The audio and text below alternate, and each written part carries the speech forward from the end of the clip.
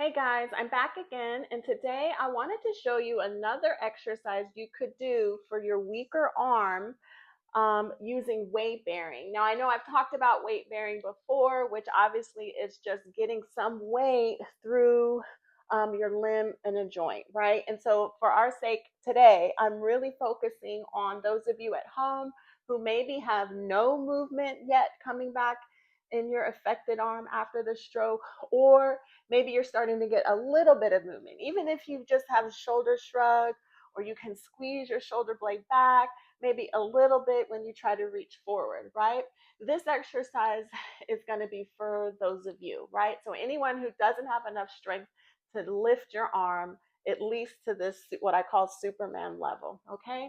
I've done weight bearing before, but today this is for those of you who also, in addition to having that weakness in your arm, that you're also able to stand. Now, that means you can stand, with the walker if you need that support, or stand at a table surface without the walker, or stand from your wheelchair with the gait belt on and somebody standing on that weaker side to help spot you for your balance. Because this is one of these um, more dynamic exercises where obviously our primary goal here is to get some weight through this weaker arm and into this shoulder joint.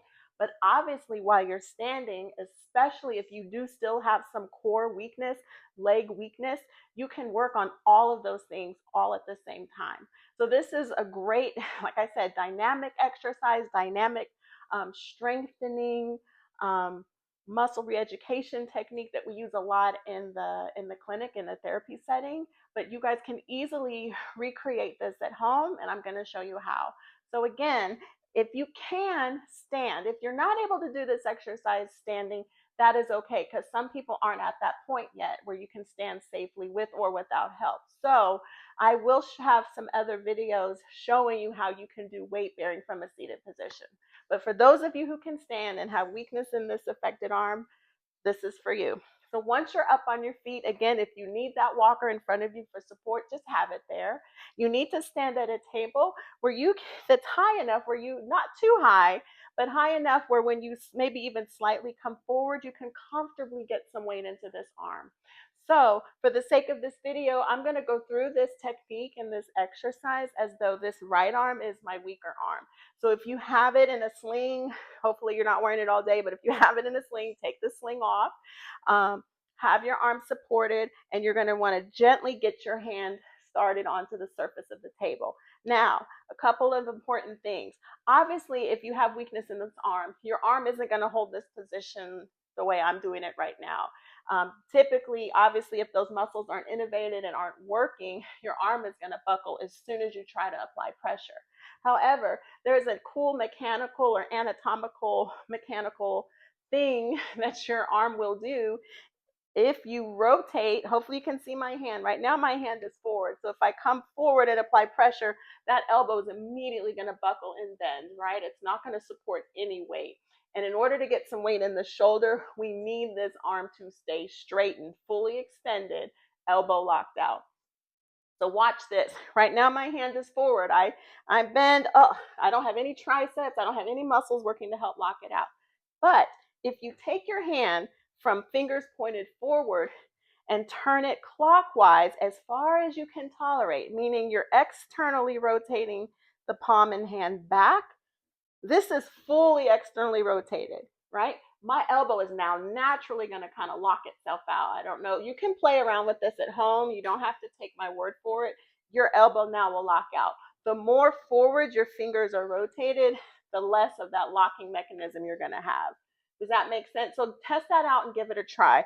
Now, even if you can get your hand fully externally rotated where that elbow is locked out, you're still going to want to give yourself a little support as you go through this weight bearing exercise.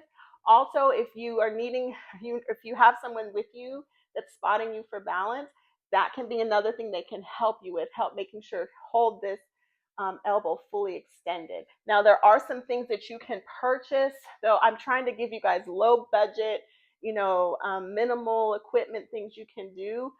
But I will post some. Actually, I'll do another video if I can.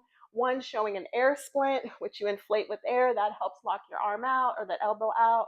Also, a pillow splint is another tool that you can use for a different purpose for your exercises to keep your arm locked out. So I will share that in the description and also in another video. But for the sake of this video, you really want to try to get that hand fully rotated. So fingers turning to the right clockwise as far as you can to get that elbow locked out as best as you can naturally. Okay. If you have a lot of tightness and tone, obviously you may not be able to get there. So again, you guys are going to have to play around with this at home and just get as close to this position as you can. If you're not fully locked out, then you're going to want to have somebody help support you, or you use your other hand to help support you. Okay. But again, it's a very dynamic exercise. So please have good balance while you do this. Okay. So once you're up, the main mechanism here is just weight through the arm. And remember, anytime you stand, right? Stand, walk, take steps, transfer. You're weight bearing through your legs. We weight bear through our legs all day long, right? And in therapy settings, our legs are never ignored. It's the shoulder and the arm that kind of gets left out. So you really have to be intentional to get some good weight bearing in your arm. And for this activity, for today, I'm going to show you how we can do this using, this is just some homemade Play-Doh I made. I made this in like 10 minutes. 1 cup of flour, a little vinegar, hot water, and salt. That's really it. But you don't have to use this, but I like using this, especially when I'm at work and working in the rehab.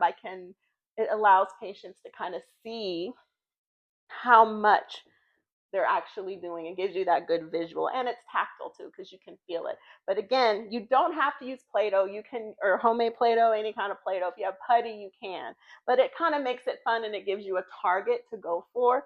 So again, you're going to get your hand onto the table, position it as best you can where the hand is rotated back, elbows locked out. Once you're here, grab, if you're going to do some dough or Play-Doh or something, you're going to just push it, bring the hand and arm up or hand up, make a little space.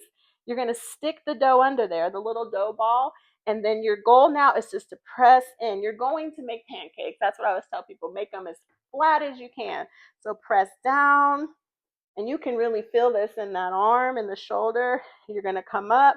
If you see any spots that are like, oh, it's still it's a little big here, adjust it, press again. You want a full pancake. So again, this is just a way to kind of game it and make it fun, but you totally do not have to do this. If you just want to stand at the table and give yourself counts of 10 or 20, or make other games or goals for yourself where you press down and maybe you're tossing a ball, right? I don't know. It can be anything. You guys get creative. I'll show you whatever things I can think of, but definitely the main takeaway here is this is a method where you can get weight in through this arm and this shoulder, help wake some of these muscles up. Any muscles that are already working, it's a great way to strengthen them, wake up those stabilizer muscles. And again, using a dough or putty is just a nice way to give yourself a visual. And press down and then come up. Turn it. See, that part's a little bit bigger. I'm going to roll it around. I want all of it flat as a pancake.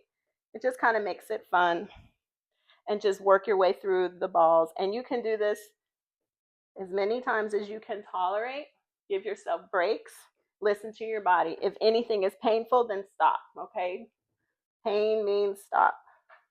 Yeah, I can really feel this in my arm. So if you haven't tried this at home, definitely give it a try. Remember, this is a very dynamic exercise. So again, because we're tackling this weight bearing through our arm in a standing position, you are working your core, you're working your legs, as well as the strength in your shoulder, okay?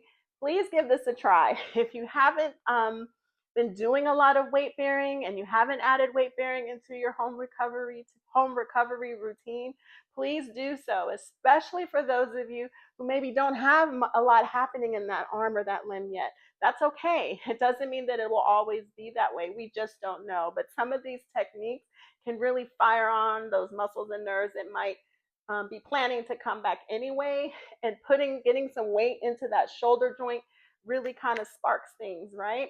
And then for the muscles that maybe are already flickering, it's a great way to get them stronger, because when you put weight in through a limb, just like with your hips and your legs when you stand, all those muscles are trying to hold that stability. So hopefully that made sense.